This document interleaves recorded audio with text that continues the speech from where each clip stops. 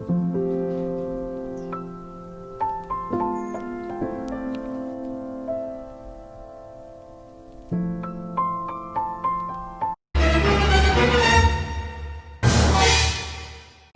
everyone and welcome to my channel. So in this video it's going to be DIY and murder? What? Okay, so I'm trying out something a little bit different. So the whole purpose of my YouTube channel is to be a lifestyle type of channel. I've been focused on DIYs. The kind of the end game was to have DIYs, beauty, fashion, psychology, organization, and murder stories. Like, I love listening to murder stories. I know a lot of us are so obsessed with true crime and watching these murder shows, like, you know, like the Ted Bundys, the Jeffrey Dahmers, the John Gacy's. Like, we're so interested to learn more about these killers, especially like the psychology of their mind, because it is so different than the average person. I watch true crime shows all the time. Like, literally Forensic Files is like my going to sleep show. Like, I fall asleep to Forensic Files like basically every night. Commentator's voice is so soothing. And recently I discovered a YouTuber, I'll put their name down here. They do makeup and murder. And okay, I love makeup. I feel like I can do my makeup pretty well. Like, you can see I'm wearing makeup right now, but in the YouTube world, makeup is so saturated. There are so many talented people. That is not an area I want to compete with. And I do like watching makeup videos. Like, if I have to be honest, like, I don't sit and watch a whole makeup video. But with this YouTuber, she does her makeup while telling some sort of true crime story. And I watched from beginning to end and I loved it. I love like watching her put her makeup on and share the story of the crime. And I'm not wanting to compete with that at all, but I just thought it was so brilliant. And right now I am a smaller YouTuber. Like, I have 12,000 followers, and you know, thank you so much for everyone who has subscribed. It means the world to me. But I thought I would try to make this DIY a little bit different. For this video, I'm going to be showing you a DIY. So if you like my channel because you like DIYs, I'll show you the DIYs and I'm gonna have written instructions. The DIYs I do, they're pretty straightforward with, you know, usually dollar store kind of material. So I feel like I don't really need to give a great in-depth detail of what I'm doing. I'm gonna have all this step-by-step instructions that you would need to know written while I tell you a murder story. So I will not be talking about the DIY at all. I will be sharing the murder story, and you can visually watch what my DIY project is like. If you like my channel because you like DIYs and you're not into murder stories, I have a fix for you. Bada boom, bada bing, just turn the volume off and it's gonna be like you're watching a regular DIY. If you like true crime and you're like, I'm not really into DIY, then, you know, don't watch my video and just listen to the audio. You can listen to the audio and hear the true crime. And if you like DIYs and you like true crime, then hopefully this is gonna be the perfect combination for you. My thought is to add this to other things, not just DIY, but because I do so many DIYs, it seemed like the appropriate place to start off with. But if you guys like these type of videos, I definitely will try to incorporate this more into other type of video. But without further ado, if you would like to learn how I did this project and learn a murder story along the way, please keep watching. We'll be talking about the story of Akku Yadav. So Akku Yadav was born in either 1971 or 1972 in the slums of India. He would continue living on in the slums of India, where he housed a bunch of criminals and rival gangs. So Akku was really known for being a gangster, a serial raper, a serial killer, an extortionist, a home invader, and a kidnapper. So this guy was bad news. Like, this is a guy you did not want to run into the streets. And, you know, basically he thought he was like this untouchable worldly god. And kind of, you know, at the time he was able to.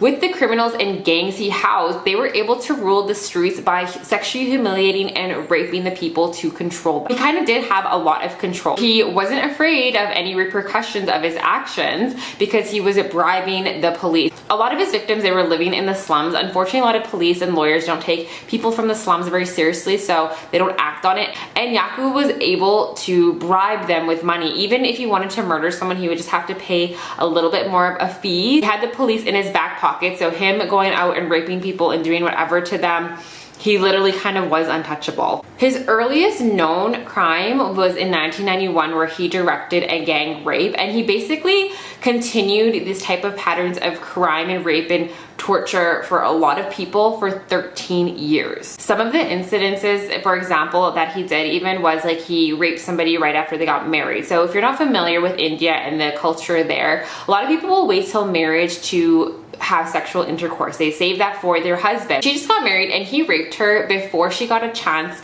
to lose her virginity to her husband. Like, that is just atrocious. Like that's just despicable. The thing that he did, he made some man become naked, he burned him with cigarettes and made him dance naked in front of his young daughter to humiliate him. Like, this guy is disgusting. So with Akku having the cops with him, a lot of times if people would report their complaints to the cops, they actually would tell Akku about it, and then Akku would give them another home visit. So for example, one brutal, very public killing he did, he butchered someone in front of their daughter right on the streets and in front of a bunch of neighbors. One of the neighbors went to the police to tell them about Akku, and they ended up killing the neighbor. So, you know, everyone is quite scared to even say anything. Even asking for support from the people who are there to supposed to support them, they get killed. So this sounds like crazy. Within this time period, people like would lock their girls and their children into the homes because they were so scared that he was gonna come and rape and kill them. So Akku made his money by extorting people. So he would threaten to either rape somebody or rape another member of their family or do something horrendous to them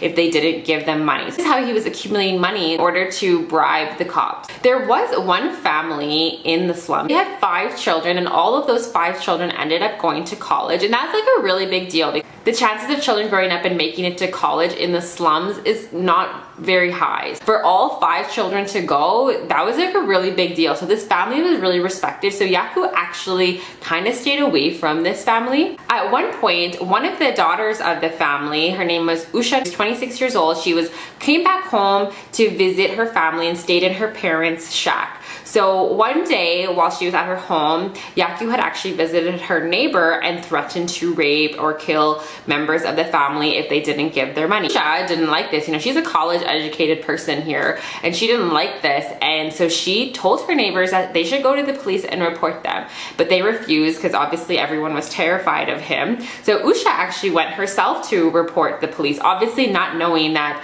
Akku bribes the police and that they were probably going to tell him about her complaint about him. The next day, you know, the police did end up telling Akku that she made this complaint about him. Obviously, Usha didn't know that saying anything to the officers would lead back to Akku. So the next day, Akku shows up at her shack with 40 other gang members. He has acid in hand, ready to use to disfigure her face.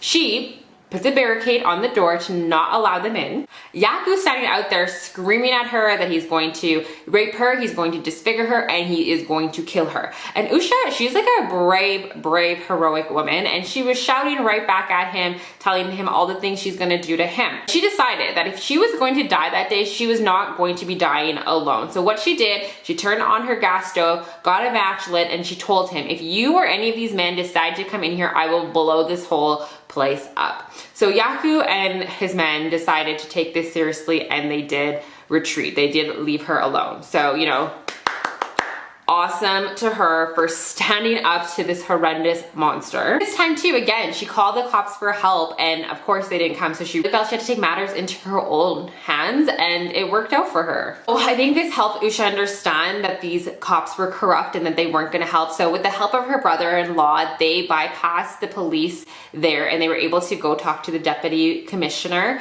to get some support for this, where they were promised safety. So that same night, all these other victims and all these other people in the slum who were terrified of this guy were really inspired by her act of bravery to stand up to him. What they did, they went to destroy his house. They wanted to go and intimidate him. What he had been doing to them, they were finally ready to fight back. So they burned his house down, they threw stuff at his house. Eventually, Akku surrendered to the police, and you know, he surrendered though knowing that nothing was going to happen to him. You know, he's working together with the police for 13 years, you know, they let everything go, so he surrendered. Even the police said that they arrested him more so for his safety from the public because they were starting to become very violent with him. He had so many victims, they were starting to band together. He had a bail hearing on August 13, 2004, and so it was talked about that he probably will be released because, again, you know, all these cops were corrupt. People heard about him probably getting released, so they were not happy about this. So 200 women who were all victims of Akku decided they wanted to come together and they wanted to be there on this court date. 200 women banded together. They had in their hands with them, they had some stones and rocks, they had chili powder and some vegetable knives. So they came there, they wanted their justice. They were sick and tired of no justice for this guy. Many of the 200 women were rape victims of his. You know, a lot of them claim that he raped so many women that every second household in the slums had a victim of rape from him. Like, that is disgusting. Like, I can't even fathom that. His hearing was going to start. Walking in the courtroom to prepare for his trial, he recognized one of his victims, and so he stopped and looked at her and told her that she's a prostitute and that he's going to rape her again. Okay, so just unprovoked, just started to say all this smack. So this woman, you know, is just done with his BS. She goes up to him and says something on the lines, "We both can't live on this earth together. It's either you or me." So she takes her shoe off and starts slapping his face, or slapping him, because again, this guy has been horrendous. Her slapping him triggered all these 200 women to also attack him.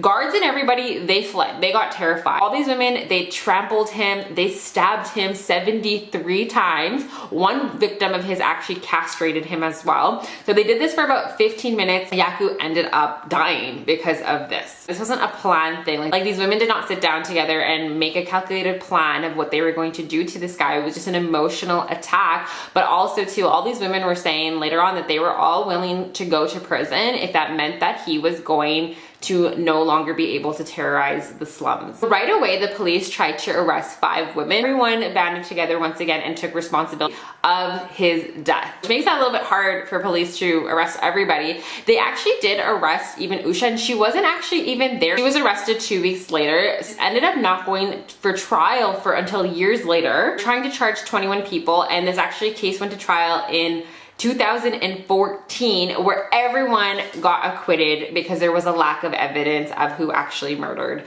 him. It's kind of a crazy story. Hope you enjoyed this story, and also too, I really hope you enjoyed the DIY. So let me know what you thought of this. Like, did you like this type of style of DIY and murder story, or was this way too much for you? I'd love to hear your thoughts. It's my first time trying this. I haven't seen anything else like this on YouTube. So yeah, I have no idea what people are gonna feel about it, but either way, thank you so much for watching. Much love. Thank you. Bye.